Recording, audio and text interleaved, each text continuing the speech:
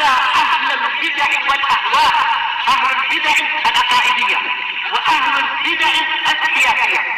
أنا أقول بيننا وبينكم السلف، بيننا وبينكم الكتب، كان فيقول البدع بيننا وبينكم السلف. Kita lanjutkan. Alhamdulillahirabbil alamin.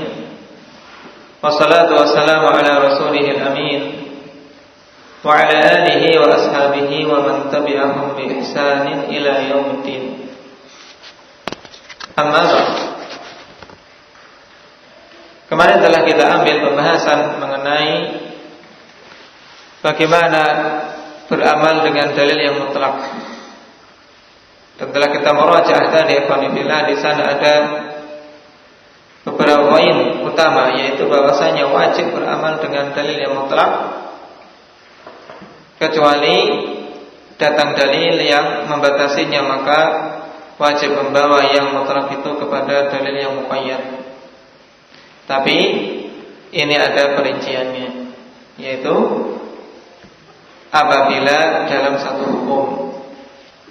Namun ketika ada dalil mutlak, kemudian di sana ada dalil muqayyad, hukum yang berbeda, tentunya tidak masuk dalam kaidah ini. Yang mutlak tetap ada kemutlakannya dan muqayyad tetap ada muqayyadnya. Syekh rahimahullah taala kemudian membawakan contoh dalam matan di sini. Qala rahimahullah, mithalu ma kana al-hukmu fihi ma wahidan. Contoh permasalahan yang hukum pada keduanya satu, yakni pada dalil mutlak dan dalil muqayyad hukumnya satu. Maka kondisi seperti ini bagaimana tindakan kita, Abu Muhammad? Datang dalil mutlak kemudian datang dalil muqayyad pada satu hukum.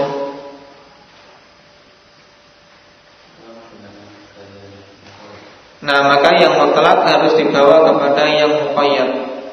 Tidak boleh kemudian yang mutlak itu dilaksanakan sendirian. Qauluhu ta'ala fi kafarati dzihar, firman Allah Subhanahu wa taala tentang kafarah dzihar. Apa itu dzihar? Abdurrahman.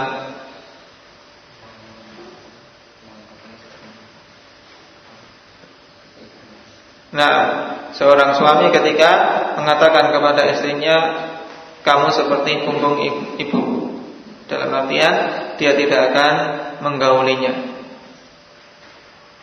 Tayyib. Maka ini ada kafarahnya kalau seseorang ingin kembali kepada si istri, yaitu diantaranya fatahrir raqabah min qabli ayyatamassa. Maka dia wajib untuk membebaskan budak sebelum dia menggauli istrinya. Di sini dalil secara mutlak fatahrir raqabah, ya, perintah untuk membebaskan budak. Raqabah, budak apa saja. Ini mutlak namanya, tidak dibatasi budak yang bagaimana. Wa qawluhu fi kafaratil qatl, dan firman Allah Subhanahu wa taala pada kafarah pembunuhan, bahwasanya seorang yang membunuh ikhwanillah dengan tidak sengaja, maka dia wajib untuk membayar kafarah. Di antara kafarahnya fatahriru raqabatin mu'minah. Maka wajib untuk membebaskan budak yang beriman. Al-hukmu wahid, hukumnya satu. Huwa tahriru raqabah, yaitu pembebasan budak.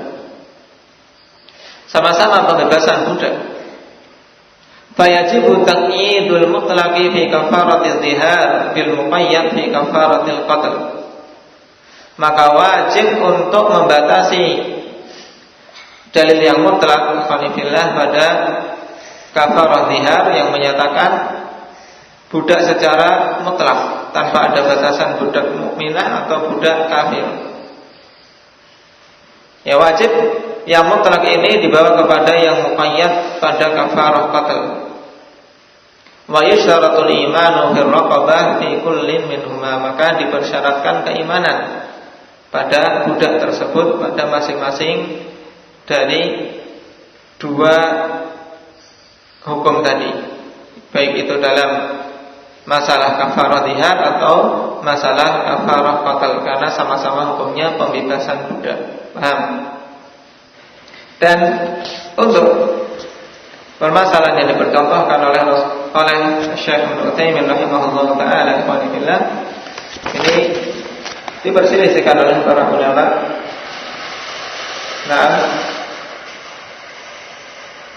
ada yang menyatakan tidak bisa dibawa kafarah pada zihar yang tidak dipersyaratkan keimanan budak dengan kafarah pada pembunuhan yang disyaratkan padanya keimanan budak.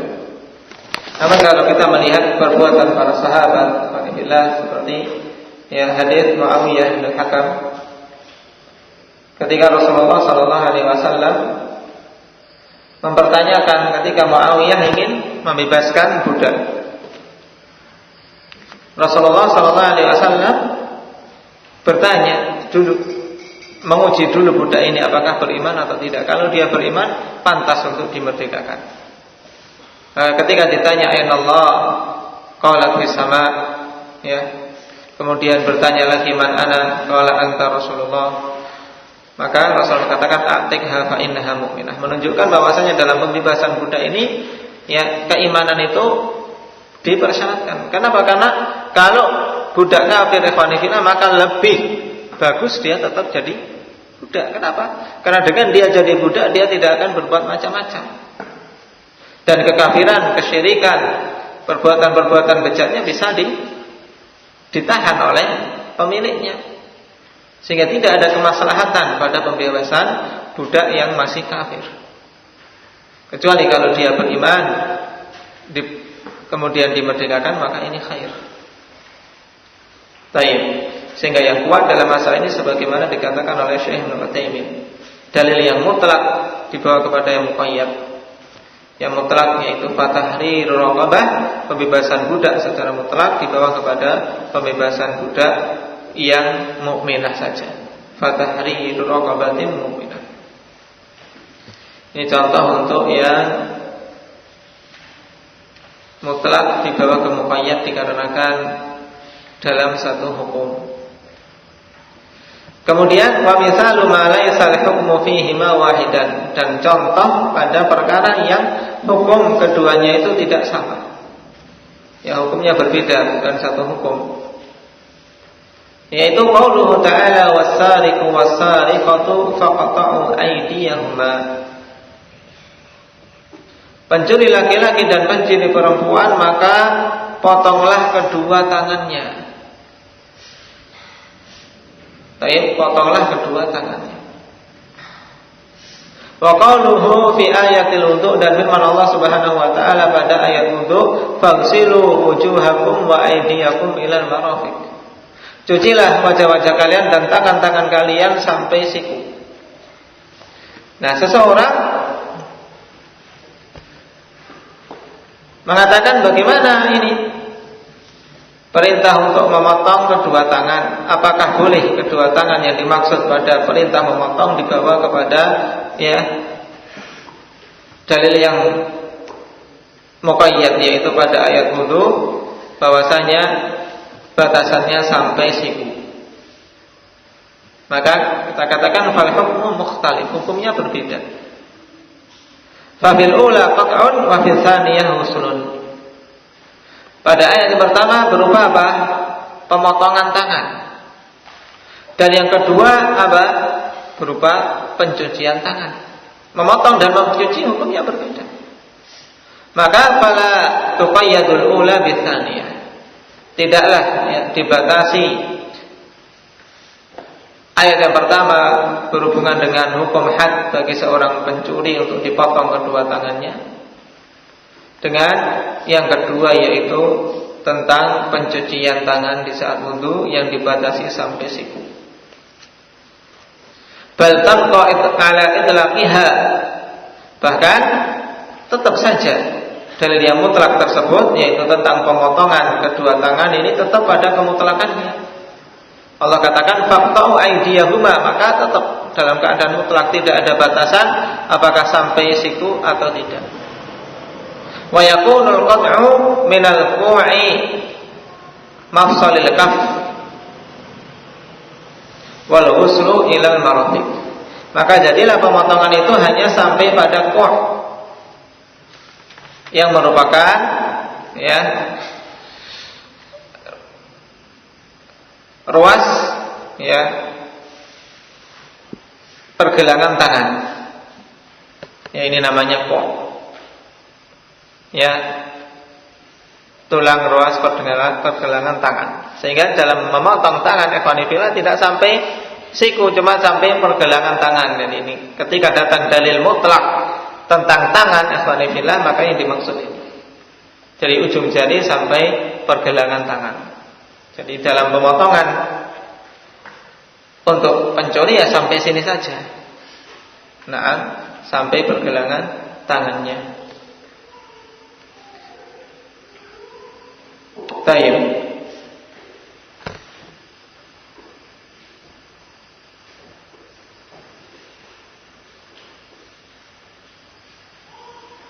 Dan tentunya untuk contoh yang seperti ini sangat jelas, karena memang perbedaannya sangat jauh. Dari sisi hukum juga, dari sisi sebabnya juga beda. Sebab yang pada ayat pertama tentang pencurian ini, yaitu pemotongan anggota tubuh anak Adam. Dan yang kedua hanya sekedar masalah mencuci anggota tubuh. Taib. Dan ini tentunya harus dipahami dengan baik. Kalau hukumnya berbeda, maka tidak boleh yang mutlak dibawa kepada yang muqayyad.